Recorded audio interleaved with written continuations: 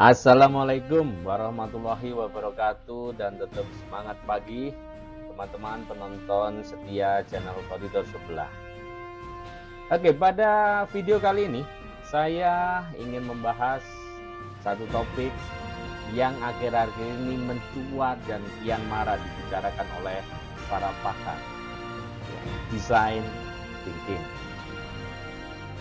Sebuah konsep berpikir yang akhir-akhir ini kemudian banyak dibicarakan, apalagi setelah beberapa hari yang lalu, rilis sebuah video dari seorang tokoh sekelas Dr.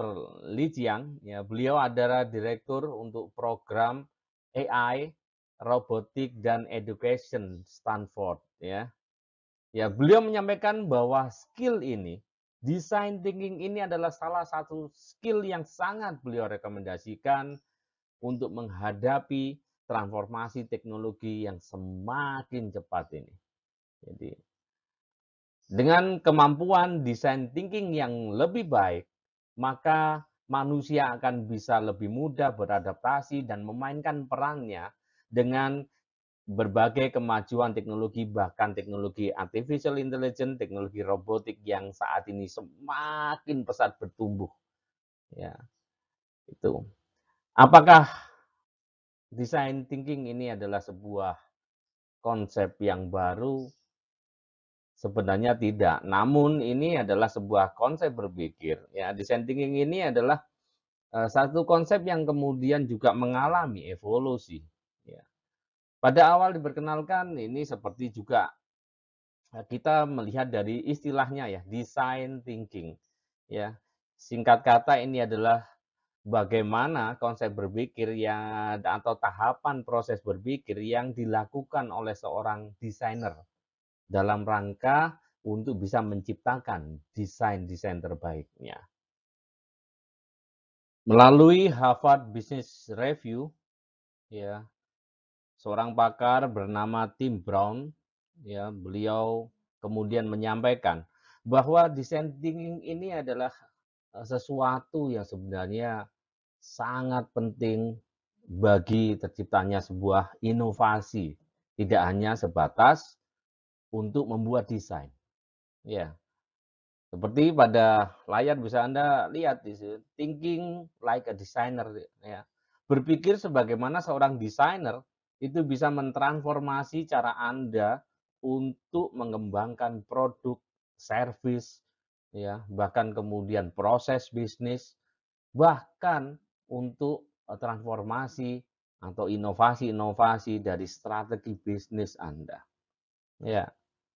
Ini menjadi semakin kemudian jadi kajian yang semakin menarik setelah ada jurnal dari Tim Brown yang dirilis melalui Harvard Business Review ini. Ini adalah konsep asli yang disampaikan oleh Tim Brown. Tuh wajah beliau seorang CEO dari IDEO. Beliau menyampaikan bahwa design thinking is a human-centered approach to innovation that draw from the designer toolkit to integrate the need of people, the possibilities of technology, and the requirement for business success. Jadi ada beberapa kata kunci di sini, tentunya yang terkait dengan human-centered, kemudian ada innovation di situ, kemudian ada need of people, technology, and also the business itu sendiri. Nah, kemudian jika merujuk pada konsep definisi yang disampaikan oleh Tim Brown tadi, maka kita akan coba mengambil poin-poin utamanya, bahwa design thinking itu adalah terkait dengan upaya untuk mendapatkan problem solving dari sebuah problem yang bahkan even complex problem. Yang di sini orientasinya adalah orientasi pengguna, bukan dengan perspektif si pengembang. Ini penting sekali, karena ini yang kemudian tadi saya sampaikan di depan, bahwa Kenapa kok bisa memberikan solusi yang lebih efektif? Karena akan lebih spesifik pada need spesifik dari penggunanya. Oke, yang ketiga adalah integrasi user dan teknologi juga bisnis. Ya. Jadi ada 3 hal ini yang, saya rasa akan menjadikan, eee, concern bahwa seperti apa design thinking itu. Kita lanjutkan. Nah, Tim Brown juga menyampaikan bahwa framework dari, design thinking yang kita sampaikan tadi terkait dengan integrasi adalah seperti Anda lihat pada gambar. Di situ ada harapan dari pengguna, kemudian ada ketersediaan, kemampuan dari si bisnis atau perusahaan, ya kan? Dan tentunya secara teknis kelayakannya seperti apa. Nah, mencoba menjadi irisan, integrasi dari ketiganya mendapatkan satu poin irisan yang di tengah itu, maka disitulah akan lahir sebuah inovasi yang lebih mengena untuk semua pihak. Yang menjadi menarik kemudian, klaim seperti yang disampaikan oleh Tim Brown itu sebenarnya berdasarkan apa? Ya, saya mencoba untuk kemudian, memahami dan kemudian menyampaikan pada beberapa poin-poin berikut ini. Ya, design thinking tentunya akan memberikan solusi yang lebih efektif. Kenapa? Karena berorientasi pada pengguna. Ya, karena berorientasi pada pengguna. Kemudian, dia akan konsep berpikir ini akan mengarahkan para pengembang, para desainer, para developer ini untuk kemudian melakukan proses-proses inovatif, proses-proses yang bahkan bisa jadi belum pernah dia lakukan. Kenapa? Karena client center tadi. Ya, maka akan ada, proses-proses yang kreatif yang bahkan belum pernah ada, yang tentunya bahkan bisa lebih, mudah atau lebih tinggi potensinya untuk melahirkan output-output atau hasil yang lebih inovatif, lebih kreatif. Ya, pada konteks bisnis tentu saja, hal-hal tersebut bisa sangat berkontribusi bagi peningkatan produktivitas, ya. Tentunya kalau ini dilihat dari perspektif bisnis, ya, dan tentunya bisa juga untuk, meningkatkan, ya, kepuasan dari klien. Secara umum ada 5 tahapan utama, ya. Ya, seperti yang saya oret-oret pada layar itu, ya, mulai dari warna pink sampai dengan bergeser ke warna orange, ya. Yang pertama adalah tahap empathize, ya. Berikutnya yang kedua adalah define, yang ketiga ideate, tahap keempat adalah prototype, dan kelima adalah test. Ya, kita akan bahas satu persatu masing-masing tahap ini. Kita mulai dari tahap empathize. Apa itu? Ini adalah sebuah tahap yang harusnya menjadi awal dari semua tahap proses pengembangan sistem, proses pengembangan desain, proses pencarian solusi yang inovatif, bahkan proses untuk membuat sesuatu yang inovatif yang belum pernah ada sebelumnya. Ya, diawali dari empathize. Apa itu? Memahami siapa penggunanya, memahami usernya. Ya. Sehingga kalau kita mengkaitkan dengan konsep pemasaran, kita mengenal ada konsep STP ya. Ya, kita tidak bisa kemudian berpikir bahwa secara umum bahwa orang kita samaratakan. Semua orang punya preferensi yang berbeda. Semua orang punya latar belakang demografi yang berbeda. Semua orang punya dorongan psikis yang berbeda, punya cara berperilaku yang berbeda. Yang ini tentunya perlu diungkap di sini, ya. Perlu untuk digali, ya. Melalui apa? Tentunya dengan bertanya, ya. Sehingga akan bisa ditetapkan kemudian bahwa di antara sekian banyak pilihan market, pilihan user yang ada itu kemudian si pengembang, si desainer ini sebenarnya mau fokus untuk concern yang mana. Mau bikin sistem, desain itu untuk siapa, demokrasinya apa, dorongan psikografisnya seperti apa, ya kan? Kemudian caranya berperilaku bagaimana, dan seterusnya. Maka tentunya dengan lebih memahami sisi user ini akan bisa menghasilkan karya yang lebih baik. Nah, setelah menetapkan secara spesifik usernya siapa, tentunya mencoba mengidentifikasikan problem mereka apa saja. Sekali lagi, kuncinya di sini adalah mencari tahu, menggali, bisa melalui wawancara, bisa melalui observasi, ya, ya sharing bersama berbagai pihak yang sekiranya relevan terhadap proyek pengembangan yang hendak Anda lakukan. Nah, itu baru tahap pertama. Tahap kedua adalah define. Setelah mendapatkan informasi terkait dengan gambaran user seperti apa, maka tentunya si pengembang perlu untuk kemudian mengidentifikasi dan menetapkan bahwa sebenarnya kebutuhan user ini apa saja sih? Ya. Di antara sekian banyak yang barangkali juga ada sebagian kadang-kadang pengguna itu digali kebutuhanmu apa itu kadang-kadang juga abstrak gitu ya. Ya. Makanya penggalian tidak hanya di satu dua pihak kalau bisa yang banyak. Kemudian dibandingkan, kemudian ditelaah kembali, kemudian mencoba ditetapkan, oh ternyata kebutuhan spesifiknya adalah ini. Kemudian sementara selama ini kendala mereka apa? Kendala mereka yang mereka hadapi atas harapan-harapan yang ada itu apa saja.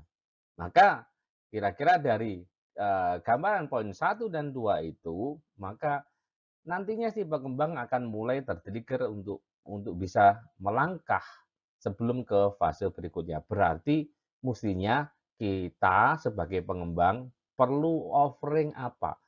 Ya, perlu memberikan satu satu alternatif seperti apa untuk bisa memenuhi kebutuhan atau harapan si user.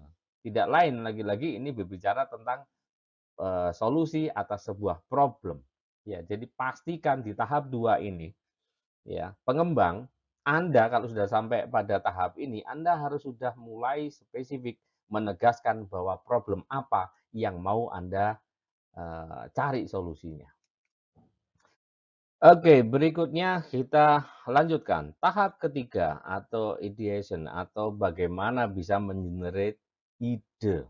Oke, pada tahap ini tentunya setelah menetapkan siapa usernya, problem mereka, problem aman yang mana yang mau kita coba cari solusinya. Maka selanjutnya adalah kita brainstorming. Biasanya di sini eh, mengenerate berbagai alternatif ide solusi, kemudian melakukan brainstorming. Ya, pengajian, diskusi dengan beberapa perspektif yang bisa digali untuk mendapatkan ide atau solusi yang terbaik. Selain itu tentunya setiap ide nantinya akan dilihat kelayakannya bagaimana, potensi kecocokannya terhadap konteks dari klien, konteks dari si user ini kira-kira pas apa tidak. Ya. Tahap selanjutnya adalah prototype. Ya, jadi setelah generating ide telah dilakukan, maka berikutnya adalah bagaimana kita mewujudkan ide tersebut. Jadi, membuat prototype dari apa yang sudah tergenerate idenya. Jadi, mewujudkan ide ini tentunya bisa dengan membuat terlebih dahulu versi simple dari rencana sistem, rencana desain, rencana solusi yang mau diterapkan. Oke. Dan tahapan kelima atau yang terakhir adalah tahap testing. Ya. Jadi prototipe yang sudah dibuat tentunya harus diuji dulu oleh user. Ya. Ya, user dalam skala yang relatif kecil. Ya, ini penting sekali untuk kemudian bisa mendapatkan feedback-feedback yang sekiranya bisa kita dapatkan untuk perbaikan dari sistem yang sedang kembangkan. Jadi penting sekali ya secara fair metode testingnya, kemudian user yang diajak untuk melakukan tes itu tentunya penting untuk kemudian dipilih yang pas, ya, sehingga feedback yang diharapkan tentunya bisa lebih masuk lebih banyak, ya, masuk dengan lebih lengkap, dengan perspektif yang juga bisa lebih kaya. Ya, ini penting sekali untuk jadi masukan pengembangan berikutnya. Kita lanjutkan. Ya, ada kata kunci penggalian feedback untuk pengembangan berikutnya. Itu yang tadi sempat saya sampaikan sebelumnya. Jadi memang perlu dipahami bahwa yang namanya design thinking atau design thinking proses ini sifatnya adalah bersiklus. Jadi setelah menggali feedback pada saat tahap testing bersama user yang di skala kecil, tentunya feedback itu akan bisa menjadi bahan untuk refleksi yang kemudian siklus itu akan bisa dimulai. Nah, tinggal beberapa feedback itu ada yang kemudian seperti yang garis warna merah ini saya gambarkan, bisa kemudian untuk meng-cross check apakah ini memang ada kesesuaian terhadap profiling user yang ditetapkan sebelumnya. Ada cross check ke situ, bahkan bisa dilanjutkan juga bahwa merefleksi kembali, kemudian mengkaji kembali apakah penetapan problem spesifik yang mau dipecahkan itu sudah pas, memang betul-betul itu yang kemudian lebih mengena. Ya. Bisa juga kemudian dengan garis warna hijau itu saya gambarkan, bisa jadi penetapan usernya udah oke, ya, problem yang dipilih yang mau cari solusinya udah oke, tapi ada koreksi, mungkin ada ide tambahan atau idenya yang awal di tahap yang pertama tadi, siklus yang ke-1 bisa jadi idenya masih kurang lengkap. Ya, maka dengan adanya feedback dari user pada saat testing bisa menjadi masukan untuk pengembangan ide yang lebih baik sehingga tentunya prototipe-nya bisa lebih baik lagi. Ya, ada yang kemudian feedback itu ya idenya sudah betul sampai tahap ideation-nya enggak ada masalah, tapi problemnya di eksekusi.